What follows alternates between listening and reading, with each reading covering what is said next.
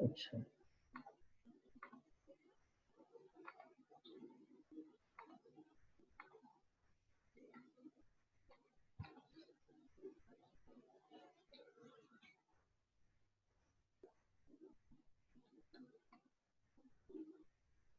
अच्छा बच्चों, last time मैंने आपको बताया था, आपको मेरी आवाज क्लियर आ रही है?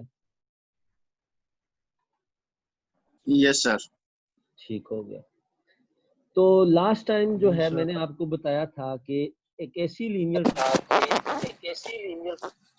ट्रांसफॉर्मेशन जो किसी वेक्टर स्पेस से उसी वेक्टर स्पेस के ऊपर डिफाइन हो, तो ऐसी लीनियर ट्रांसफॉर्मेशन को इस बुक में जो है वो जनरली लीनियर ऑपरेटर कहा गया है, और जनरली भी उमूमन अक्सर मैथमेटिशियन लीनियर ऑपरेटर कहते हैं। आज हम इसकी भी कुछ प्रॉपर्टीज रिप्रेजेंट करेंगे। Let we be a vector space, ये एक लेमा है, हम इससे स्टार्ट करेंगे। Let we be a vector space over the field F of scalars and T1 and T2 be two linear operators on V। एक linear operator आपके पास T1 है और दूसरा T2 है ऑन V के ऊपर। ऑन V का मतलब ये है कि ये V से V ही में जा रहे हैं। And let C be a scalar, then आपके पास ये प्रॉपर्टीज होल्ड करेंगी। I को अगर आप कंपोज करें U के साथ तो वो इक्वल आएगा U कंपोजिशन I, और which is equal to U।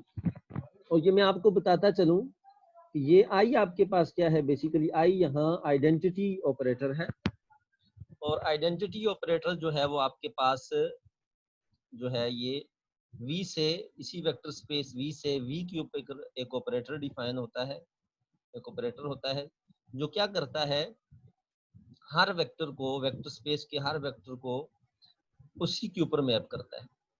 तो इन फ्यूचर हम ये जो है ये ब्रैकेट्स नहीं लिखेंगे, ये अंडरस्टूड है कि ये ऑपरेटर इसके ऊपर ऑपरेट हो रहा है। Just I V equal to V. तो वो ये कह रहा है कि इसका अगर एक पार्ट देखें तो कह रहा है कि अगर आइडेंटिटी को कंपोज करें आप यू के साथ तो वो इक्वल आएगा यू के इक्वल।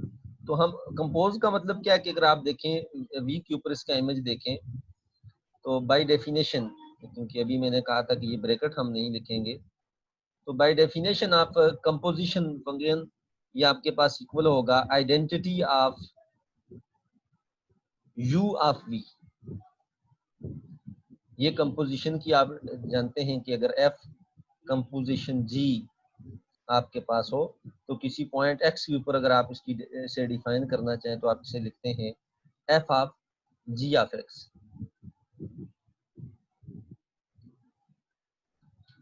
क्योंकि ये आइडेंटिटी ऑपरेटर है और इसकी ये खासियत है कि ये हर वेक्टर को उसी के ऊपर मैप करता है, तो ये एग्जैक्टली यू वी के इक्वल आ गया। तो यहाँ से आप ये कह सकते हैं दिस इम्प्लाइज, क्योंकि वी आर्बिट्रेरी है, this implies identity times U is equal to you.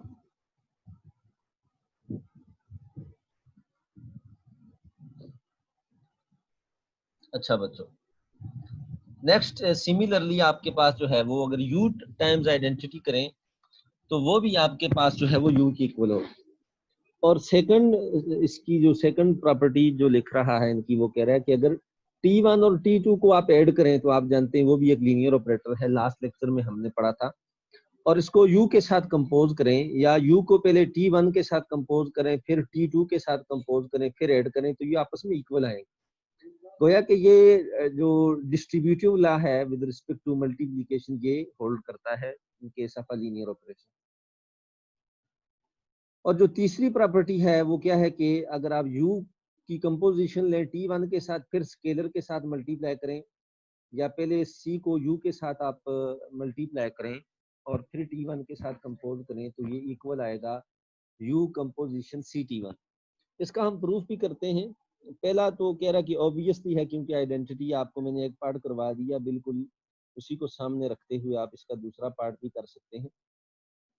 तो हम क्या करते हैं, इसका सेकंड पार्ट करते हैं कि हम चेक करते हैं कि आया u of T1 plus T2 ये इसके इक्वल आता है कि नहीं आता। तो हम आर्बिट्रेरी वेक्टर लेंगे अल्फा, तो बाय डेफिनेशन ऑफ कंपोजिशन ये इक्वल होगा u T1 plus T2 of alpha. पहले इसको ऑपरेट करेंगे तो ये पॉइंट वाइज, क्योंकि ये लीनियर ट्रांसफॉर्मेशन है, लीनियर ऑपरेटर लीनियर ट्रांसफॉर्मेशन होती हैं, तो हम इन पे पॉइंट वाइज एडिशन डिफाइन करेंगे। ये आ जाएगा T1 alpha plus T2 alpha. और फिर फर्दर, क्योंकि ये T1 ऑफ अल्फा ये भी एक वेक्टर है, वेक्टर स्पेस V का, क्योंकि ये लीनियर ऑपरेटर है, तो ये इसके ऊपर आप U को भी आप ऑपरेट कर सकते हैं। पॉइंट वाइज अगेन एडिशन आपने यूज की, और यहाँ से आप इसे लिख सकते हैं UT1 of alpha plus UT2 of alpha. तो यहाँ से आप, क्योंकि अल्फा आर्बिट्रेरी है, तो ये आप यहाँ से ये डिड्यूस कर सकते हैं कि ये प्रॉपर्टी जो है ये सेटिस्फाई होगी। और सिमिलरली इसका जो सेकंड पार्ट है और इसका थर्ड पार्ट भी आपने देख लेना है।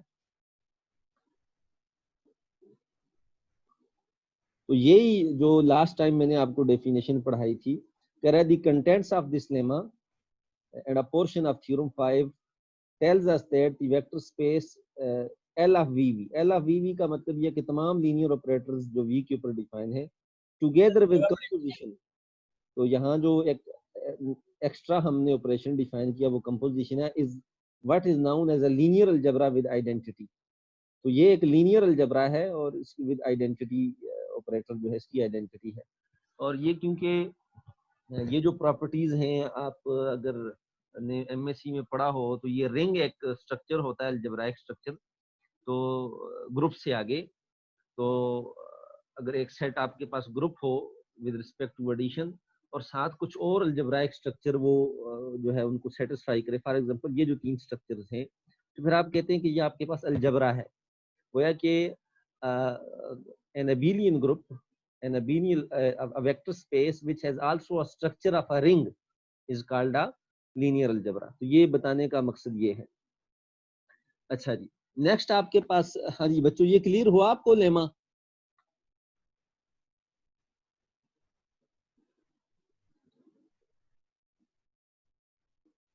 हेलो बच्चों, ये लेमा आपको क्लियर हुआ? Yes sir. अच्छा, नेक्स्ट आपके पास एक एग्जांपल है,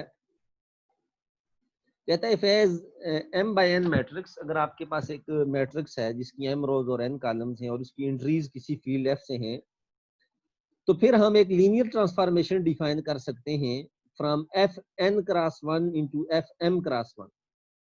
एन क्रॉस 1 क्या, ये आपके पास जो है ये एक कॉलम्स वेक्टर्स की स्पेस है जिसके जो है वो n रोज हैं, n रोज हैं और एक कॉलम है, ये कॉलम्स वेक्टर्स हैं। और एफ एम जो है वो m रोज हैं और 1 कॉलम है। इस स्पेस से, इसी स्पेस के ऊपर आप एक लीनियर ट्रांसफॉर्मेशन डिफाइन कर सकते हैं।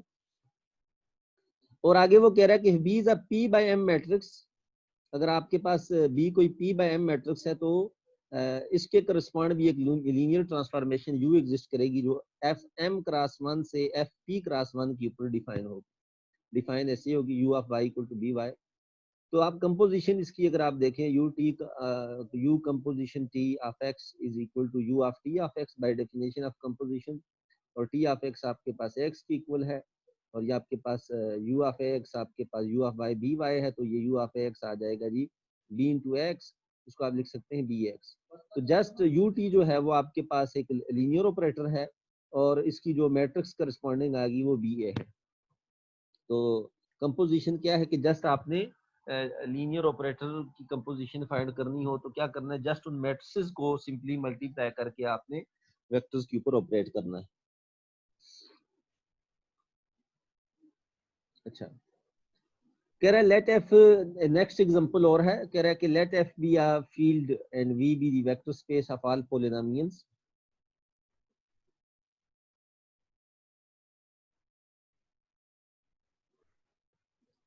फ्रॉम एफ टू एफ, कि वो पॉलिनोमियल जो है वो फील्ड से फील्ड ही के ऊपर डिफाइंड फंक्शंस हैं। And late D be a differentiation operator, derivative जो ऑपरेटर है डिफाइंड इन एग्जांपल 2। और ये आपको पता है कि डेरिवेटिव फॉर एग्जांपल कोई अगर पॉलिनोमियल एफ है तो डेरिवेटिव ऑपरेटर क्या करता है, उसको उसके डेरिवेटिव पे मैप करवाता है एफ डैश, और यहाँ डैश से मराद इसका डेरिवेटिव है। तो वो कह रहा है कि एक लीनियर ट्रांसफॉर्मेशन डिफाइन करें आप स्पेस के ऊपर, कि वो क्या करता है कि T F of X equal to X F of X, के हर फंक्शन को क्या करता है उसके एक्स के साथ मल्टीप्लाई करके उस वेरिएबल के साथ आप मल्टीप्लाई कर देते हैं। तो फिर आप अगर आप देखें जो डी टी है ये टी डी के इक्वल नहीं है। ये आप कैसे चेक कर सकते हैं, ये आप ऐसे देख सकते हैं, इसको जो है वो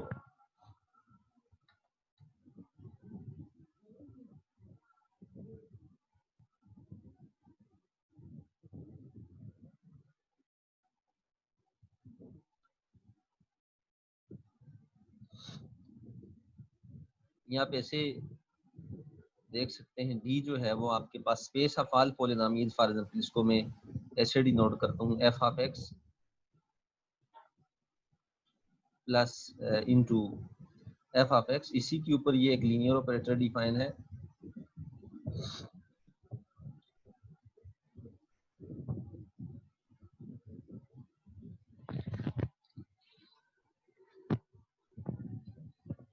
तो आप देख सकते हैं कि फॉर एग्जांपल कोई पॉलिनोमियल मेरे पास एफ है, तो ये डी क्या करता है, उसको जो है वो उसके डेरिवेटिव पे मैप करता है। और टी आपके पास जो लीनियर ऑपरेटर इसने बुक वाले ने जो डिफाइन किया है वो क्या है जी, कि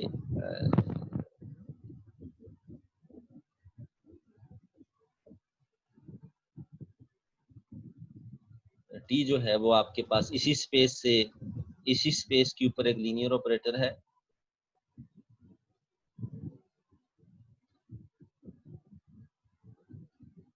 कोई पॉलिनोमियल है तो आपने उसको x के साथ मल्टीप्लाई कर देना है, ये उस फंक्शन पे मैप करता है। T F equal to X F, आप ऐसे भी लिख सकते हैं। तो अगर आप देखें डी टी निकालें, डी टी निकालने का मतलब क्या है कि डी टी डीकम्पोजिशन टी आप एट दी वेक्टर एफ आप निकालेंगे तो ये आपके पास बाय डेफिनेशन आ जाएगा डी ऑफ टी एफ, और ये आपके पास इक्वल होगा डेरिवेटिव ऑफ टी एफ जो है वो, सॉरी इसको जरा मैं रेज कर दूं, ये आपके पास आ जाएगा by definition D of T F आपके पास है एक्स एफ के इक्वल है। और इसका डेरिवेटिव जब लेंगे तो आप, क्योंकि ये एक्स भी एक फंक्शन है तो इस पे आप प्रोडक्ट रूल लगा सकते हैं, derivative of first function and second function as it is plus first function as it is derivative of second function, तो ये इसके इक्वल होगा। और जबकि आप देखें टी डी, अगर आप देखना चाहें टी डी एफ एफ आप देखें तो वो आपके पास इक्वल आएगा टी ऑफ डी एफ, और डी एफ आपके पास डेरिवेटिव है simply T of D F आपके पास एफ डैश है, और ये क्या करता है, ये मैप करता है उसको डेरिवेटिव के साथ एक्स एफ डैश। तो अगर आप देखें ये और ये आपस में इक्वल नहीं है, ये इक्वल नहीं है, तो ये लिहाजा यहाँ से आप कह सकते हैं दिस इम्प्लाइज, यहाँ से आप ये डिड्यूस कर सकते हैं कि टी, क्योंकि एफ आर्बिट्रेरी है, D T is composition with T is not equal to T composition with T D. बच्चों ये क्लियर हुई एग्जांपल आपको?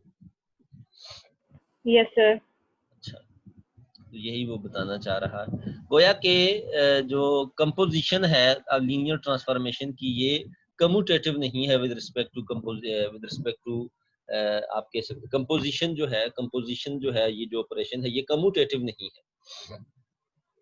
और वो कह रहा है कि आप इजीली वेरीफाई कर सकते हैं कि D T minus T D जो है वो आइडेंटिटी की इक्वल है। तो ये आप देख भी सकते हैं, अगर आप इन दो को माइनस कर दें, आप इन दो को माइनस कर दें, जो है वो D T minus T D आप माइनस कर दें, तो T D minus T D और किसी फंक्शन एफ पे आप ऑपरेट करें, तो ये जब आप माइनस करेंगे तो एक्स एफ डैश कैंसिल हो जाएगा, तो आपके पास जस्ट बचेगा F which is identity of F, identity function. ये आपके पास आइडेंटिटी ट्रांसफॉर्मेशन है जो हर फंक्शन को उसी के ऊपर मैप करती है, तो यही वो बताना चाह रहा था। नेक्स्ट एग्जांपल आपने खुद देख लेनी है। तो आज हम एक न्यू डेफिनेशन पढ़ते हैं, ये अगर आपको बुक शो हो रही हो तो कि आप जो है वो एक स्पेसिफिक क्वेश्चन ऑफ इंटरेस्ट जो है वो ये है कि अगर हमारे पास एक लीनियर ऑपरेटर हो, does there exist a linear operator, क्या हमारे पास ऐसा कोई लीनियर ऑपरेटर एग्जिस्ट करता है कि सच दैट कि अगर हम उसको टी के साथ कंपोज करें फ्रॉम लेफ्ट से या राइट से तो आपके पास आइडेंटिटी ऑपरेटर है। तो ये डेफिनेशन आप गौर कर लें, डेफिनेशन पे आप गौर कर लें। The function T from V to W into W is called invertible if there exist a function U. आपके पास एक फंक्शन टी है जो v से w के ऊपर डिफाइन है, आप कहेंगे कि ये फंक्शन इन्वर्टिबल है अगर आपके पास एक और फंक्शन u एग्जिस्ट करे जो w से v में हो, w से v में हो, such that ut is the identity function on v। गोया कि जब u कंपोजिशन t करूं मैं तो वो आपके पास एक आइडेंटिटी फंक्शन हो v के ऊपर, और सिमिलरली tu जो है वो आइडेंटिटी फंक्शन हो w के ऊपर। तो इस केस में हम कहेंगे कि ये फंक्शन आपके पास क्या है, इन्वर्टिबल है। तो अगर t आपके पास ये फंक्शन इन्वर्टिबल है तो वो जो फंक्शन है वो जो u जो फंक्शन है ये आपके पास यूनिक होगा और इसको हम डिनोट करेंगे t इनवर्स से। तो कहता है कि ये आपके लिए एक सिंपल इजी सी एक्सरसाइज है कि अगर आपके पास कोई फंक्शन इन्वर्टिबल है तो वो क्या होगा, वो 1 1 भी होगा, वो 1 1 भी होगा, t इज 1 1। ये 1 1 फंक्शन की डेफिनेशन है कि अगर उनकी इमेजेस इक्वल हों तो कंसीक्वेंटली उनके प्री इमेजेस भी इक्वल होंगे। और उसके बाद t इज ऑन टू गोया कि सर्जेक्टिव फंक्शन होगा कि जो उसकी रेंज होगी वो पूरी टारगेट स्पेस होगी। तो हाँ जी बच्चों, ये क्लियर हुई आपको डेफिनेशन की एक इन्वर्टिबल फंक्शन क्या होता है आपके पास?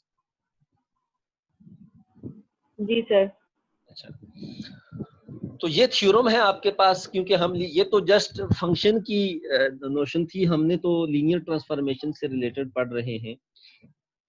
थ्योरम 7 में उसने इस चीज को लीनियर ट्रांसफॉर्मेशन के लिए डिस्कस किया है कि let v and w be vector spaces over the field f of scalars and let t be a linear transformation from v into w if t is invertible.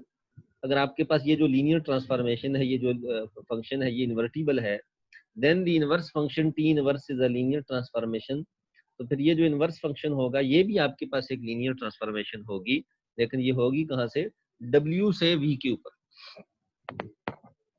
तो हम proof करते हैं कि हमने जस्ट शो करना है कि ये आपके पास क्या है, लीनियर है।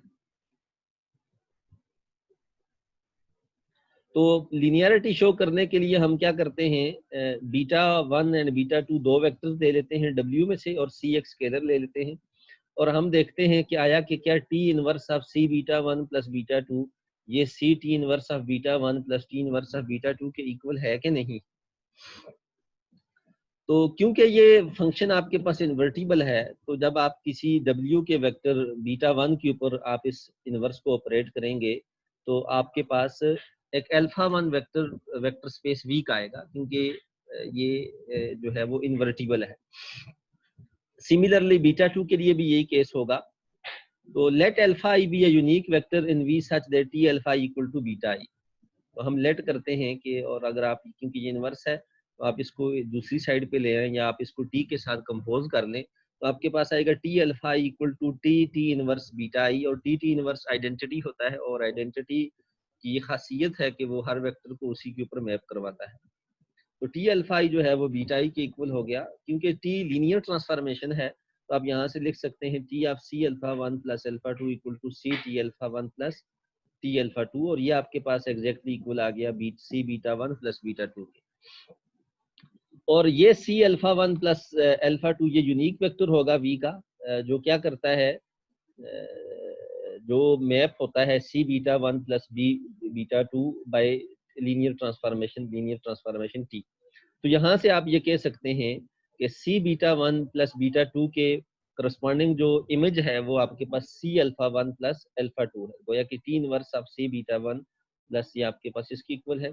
c आप इसी तरह लिखें, अल्फा 1 आपके पास इक्वल है t इनवर्स बीटा 1 के, प्लस अल्फा 2 आपके पास इक्वल है t इनवर्स बीटा 2। तो यहाँ से आप ये कह सकते हैं कि t इनवर्स जो है वो लीनियर है। गोया कि अगर आपके पास सिंपली ये लेमा थ्योरम हमें क्या बताता है कि अगर आपके पास एक लीनियर ट्रांसफॉर्मेशन हो जो इन्वर्टिबल भी हो तो उसका जो इनवर्स होगा वो क्या होगा, एक लीनियर ट्रांसफॉर्मेशन ही होगी। अच्छा जी, नेक्स्ट आपके पास एक और डेफिनेशन है, अगर आप देखें,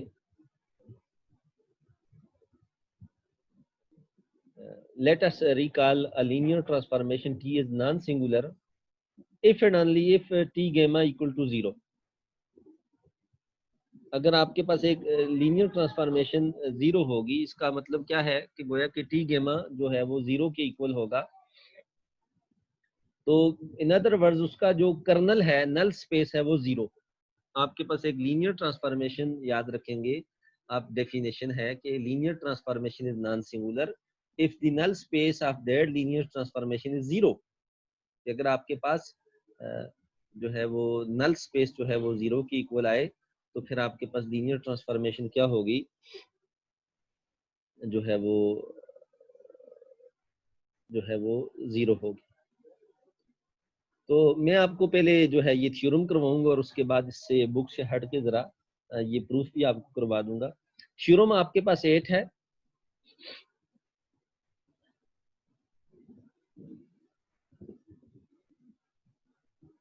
ये बल्कि इसको, ये जो उसने डेफिनेशन लिखी है, इसको हम थ्योरम की फॉर्म में प्रूव कर देते हैं यहाँ।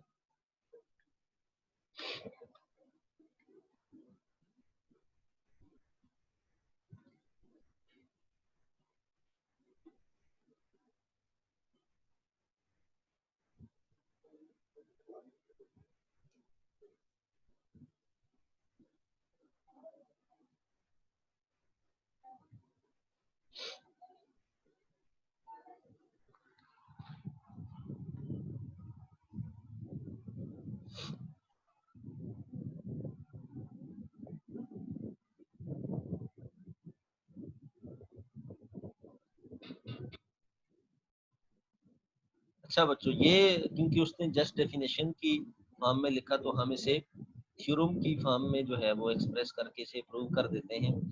थ्योरम आप इसे कहते हैं, थ्योरम। जस्ट मैं इसे शॉर्टली लिखूंगा, आप अंडरस्टैंड कर जाएंगे कि ये थ्योरम है।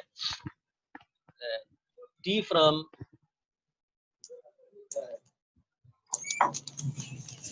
एल ऑफ v2, गोया कि आपके पास एक लीनियर ट्रांसफॉर्मेशन है किसी वेक्टर स्पेस v से w के ऊपर, इज 1 to 1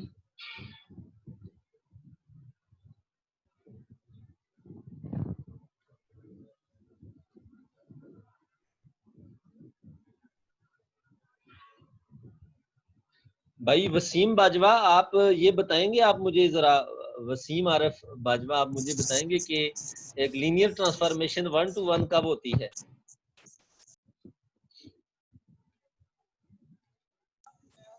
सॉरी सर, मैं शॉप पे आ गए थे, मैं ध्यान नहीं दिया लेक्चर पे। अच्छा, शाबाश, बहुत अच्छे। Is 1 to 1 if and only if null space of T is equal to 0।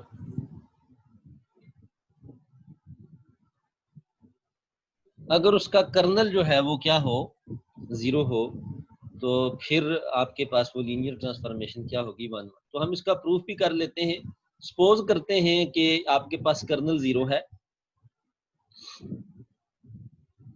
Suppose हम करते हैं कि कर्नल जो है वो 0 है, नल स्पेस 0 है। सपोज करते हैं कि n ऑफ t जो है वो आपके पास 0 है, और हम शो करेंगे कि ये 1 1 है। और 1 1 के लिए क्या है, अगर हम कोई से भी दो इमेजेस इमेजेस आप ले लें जो इक्वल हो, तो उनके प्री इमेजेस भी इक्वल होने चाहिए। लेट हम करते हैं जी कि अल्फा बीटा, आपके पास दो वेक्टर्स हैं। Let alpha beta belongs to v such that कि आपके पास ऐसा है कि इनके इमेजेस जो हैं वो इक्वल हैं। T alpha is equal to T beta. क्योंकि ये वेक्टर जो है वेक्टर स्पेस के एलिमेंट हैं, तो यहाँ आपके पास क्या है जी कि एडिशन के एतबार से एडिटिव इनवर्स एग्जिस्ट करता है। तो आप इसे ऐसे भी लिख सकते हैं, T alpha plus minus T beta is equal to 0, क्योंकि ये जब एडिटिव इनवर्स है तो ये आपके पास 0 आ जाएगा। एंड दिस इम्प्लाइज, क्योंकि t लीनियर है तो आप यहाँ से देख सकते हैं t of alpha plus minus beta is equal to 0। And this implies कि आपके पास ये जो वेक्टर है अल्फा प्लस माइनस बीटा, ये आपके पास जो है वो कर्नल में चला गया, क्योंकि नल स्पेस कर्नल की डेफिनेशन के इसके अंदर वो वेक्टर्स होते हैं जो 0 पे मैप होते हैं। तो एन ऑफ टी से ये बिलोंग कर गया, जो आपके पास 0 है, जो आपके पास एग्जैक्टली जो है वो 0 वेक्टर के इक्वल है। तो दिस इम्प्लाइज, यहाँ से आप कह सकते हैं कि अल्फा प्लस माइनस बीटा जो है वो एग्जैक्टली जो है वो अल्फा प्लस माइनस बीटा आपके पास 0 के इक्वल है। And consequently this implies alpha is equal to आपके पास बीटा के इक्वल है। तो ये आपने शो कर दिया कि ये आपके पास क्या है, 1 1 है। कन्वर्सली आप अगर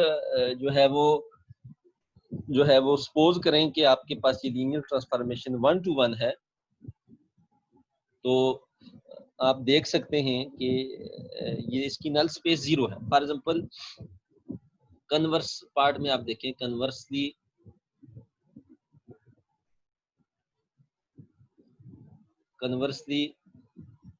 हम ये करते हैं कि t is 1 to 1, t is 1 1 1 1। तो इन पर्टिकुलर अगर आप ले लें, फॉर एग्जांपल t अल्फा आप इक्वल टू 0 रख लें, t of alpha equal to t of 0 रखें, तो यहाँ से आपके पास क्या आएगा, this implies alpha equal to 0, ठीक है, या सिंपली आप अल्फा इक्वल टू 0 आ जाएगा। या आप यहाँ अल्फा को पर्टिकुलरली आप लेट कर दें alpha 1 minus alpha 2, general arbitrary vectors हैं ये भी।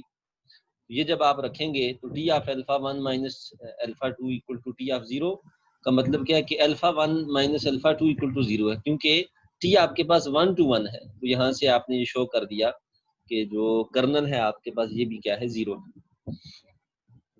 तो बच्चों ये एक थ्योरम था आपके पास कि आपके पास एक लीनियर ट्रांसफॉर्मेशन कब 1 to 1 होगी, जब उसका जो कर्नल है उसकी जो नल स्पेस है वो क्या होगी, 0 होगी। नेक्स्ट आपके पास एक और थ्योरम है, थ्योरम नंबर 8। वो कह रहा है let t be a linear transformation from vector space v into w, then t is non singular, के तो फिर t आपके पास नॉन सिंगुलर होगी, गोया कि इसका कर्नल 0 होगा। if and only if t carries each linearly independent subset of v onto linearly independent subset of w। गोया कि अगर v के अंदर कोई लीनियरली इंडिपेंडेंट सबसेट है तो ये लीनियर ट्रांसफॉर्मेशन जो नॉन सिंगुलर है ये क्या करेगी, उसको एक लीनियरली इंडिपेंडेंट सबसेट w के ऊपर मैप करेगी। तो सपोज करते हैं कि t आपके पास नॉन सिंगुलर है और s आपके पास linearly independent subset of v है, और सपोज हम ये भी करते हैं कि इसके अंदर जो वेक्टर्स हैं वो अल्फा 1 से लेके अल्फा k तक हैं। देन तो t alpha 1 t alpha k जो है वो आपके पास लीनियरली इंडिपेंडेंट होंगे। अगर गोया कि ये लीनियर कॉम्बिनेशन अगर हम 0 रखें तो ये स्केलर आपके पास क्या होगी, 0 होंगे। तो ये जब हमने इक्वल टू 0 रखा तो क्योंकि t लीनियर है तो लिनियरिटी को यूज किया, तो यहाँ से ये c1 alpha 1 plus ck alpha k ये कर्नल में चला गया, नल स्पेस में चले गए। क्योंकि t नॉन सिंगुलर है, इसका कर्नल 0 है, लिहाजा ये आपके पास 0 होगा। तो यहाँ से आप ये कह सकते हैं कि ये सारे ci 0 है, क्योंकि ये अल्फा 1 अल्फा 2 ये तो लीनियरली इंडिपेंडेंट है। तो गोया कि ये इमेजेस भी क्या हो गए, लीनियरली इंडिपेंडेंट हो। और इसका कन्वर्स पार्ट जो है वो ऑब्वियस है कि suppose t carries independent subset into independent subset, तो हमने जो है वो सिर्फ शो करना है कि कर्नल इसका 0 है। तो फिर then the set consisting of one vector alpha is independent. अगर आपके पास s सिर्फ एक वेक्टर पे मुश्तमिल है तो ये लीनियरली इंडिपेंडेंट है ऑब्वियसली अदर देन 0। तो इसका जो इमेज होगा वो होगा consisting of one vector t alpha and this is independent, वो भी आपके पास लीनियरली इंडिपेंडेंट होगा क्योंकि अल्फा आपके पास नॉन 0 है। Therefore t alpha is not equal to 0 because the set consisting of the 0 vector alone is dependent। ठीक है, क्योंकि अगर ये 0 होगा तो ये डिपेंडेंट होगा। तो यहाँ से आप ये कह सकते हैं कि जो नल स्पेस है आपके पास ये जो है वो null space of T is a zero subspace. Null space गोया के क्योंकि अल्फा आर्बिट्रेरी है तो गोया के कर्नल में एक ही वेक्टर है जो जीरो वेक्टर है, तो ये शो हो गया कि आपके पास क्या है, नॉन सिंगुलर है। तो बच्चों अब मैं आपको कुछ एक्सरसाइजेस जो है वो मार्क करवाना चाहता हूँ। नेक्स्ट लेक्चर में हम यहाँ से आगे कंटिन्यू करेंगे। तो आपने क्या करना है बच्चों, पहला काम आपने ये करना है, क्वेश्चन नंबर 2 आपके पास गिवन है, कह रहा है कि आपके पास एक लीनियर ऑपरेटर है C2 के ऊपर डिफाइन है जो स्टैंडर्ड बेसिस C2 की इनको मैप करवाता है C3 की इन वेक्टर्स पे। वो पूछ रहा है क्या ये आपके पास इन्वर्टिबल ऑपरेटर है, क्या ये आपके पास एक इन्वर्टिबल ऑपरेटर है। और क्वेश्चन नंबर 3 में एक लीनियर ऑपरेटर R3 के ऊपर डिफाइन किया उसने, और वो पूछ रहा है क्या ये इन्वर्टिबल है। तो इन्वर्टिबल का भी आपने डेफिनेशन भी पढ़ी और आपने ये भी पढ़ा कि अगर आपके पास ये 1 1 है या इसका कर्नल 0 है तो गोया कि आपने इसका कर्नल फाइंड करना है। और वो कह रहा है अगर ये इन्वर्टिबल है तो इसका इनवर्स आप फाइंड करके दें जो जिस तरह, और इसी तरह डिफाइन करें जिस तरह यहाँ टी की डेफिनेशन गिवन है। और क्वेश्चन नंबर 4 में क्या कह रहा है, ये 3 में जो आपको लीनियर ऑपरेटर दिया गया है, कह रहा है इसका कंपोजिशन लें टी स्केयर और माइनस आइडेंटिटी करें और फिर टी माइनस 3 आइडेंटिटी करें और इनको फिर कंपोज करें और शो करें कि ये जीरो ऑपरेटर के इक्वल है।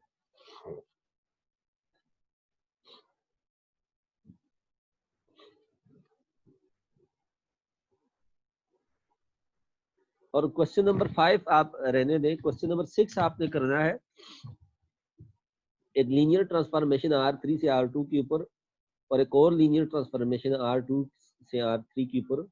Prove that the linear transformation U2 is not invertible. तो शो करे कि ये जो लीनियर ट्रांसफॉर्मेशन है ये इन्वर्टिबल नहीं होगी।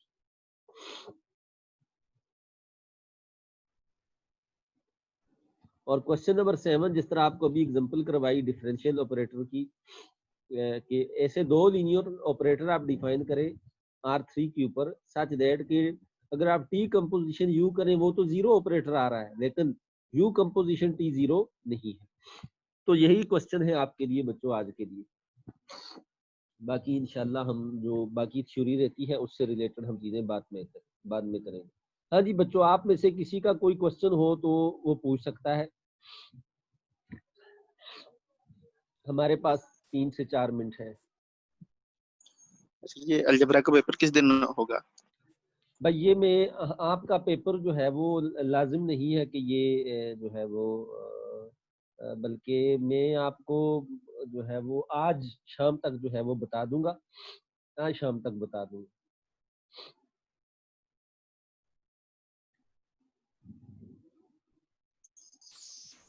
सिलेबस में बता दें कि मतलब कि आज वाला लेक्चर इंक्लूड होगा या जी जी नहीं?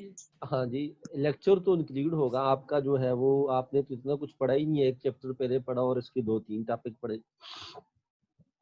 अमूमन मिड जो है वो 3-3 4-4 चैप्टर्स में से होता है। तो ये तो अभी आपका एक चैप्टर हुआ और दूसरे चैप्टर का कुछ पोर्शन हुआ है, कोर्स सारा होगा। हाँ जी बच्चों, किसी का कोई प्रेजेंटेशन का बाद में डिसाइड किया जाएगा? प्रेजेंटेशन जो है वो एंड पे होगी, जब टर्मिनल से के करीब जब हम पहुंच जाएंगे तो उस वक्त आपकी प्रेजेंटेशन होगी। सर एक्चुअली वैसे तो बाकी क्लास के साथ हम मिलकर डिसाइड कर लेंगे, लेकिन मैं चाह रही थी कि अगर आप ना कुछ टॉपिक चूज कर लें, क्योंकि हमारे पास हार्ड फॉर्म में तो अब बुक्स भी नहीं है ज्यादा, तो अगर हमें टॉपिक्स कुछ मिल जाएं तो फिर हम उनमें से चूज करके प्रेजेंटेशन दे लें, हर ग्रुप एक एक कर ले। देखिए हाँ, वो मैं आपको आपके ग्रुप बनाऊंगा ना, आपने खुद ही जी बना लेने ग्रुप रोल नंबर वाइज। जब आपके ग्रुप सर, बन हमने जाएंगे वैसे फ्लूइड की क्लास में बनाए हुए हैं ग्रुप, मैम हाँ ने बनवा दिए हुए हैं।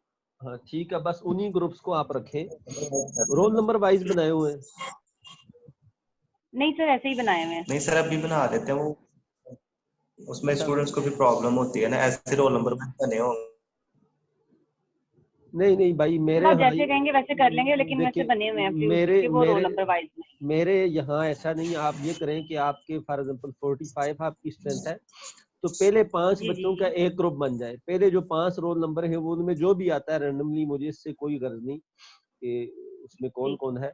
तो पहले 5 बच्चों के एक ग्रुप, और इसी तरह फिर दूसरे 5 से लेके 10 तक के जो रोल नंबर है उनका ग्रुप, और इसी तरह 9 ग्रुप बना लेने। और टॉपिक्स में आपको 9 टॉपिक्स जो हैं डिफरेंट, वो आपको मैं सेंड कर दूंगा इंशाल्लाह अनकरीबी। चलें, ठीक हो गया। ठीक है, जी ठीक है बच्चों, थैंक यू। ठीक है बच्चों, फिर अल्लाह हाफिज।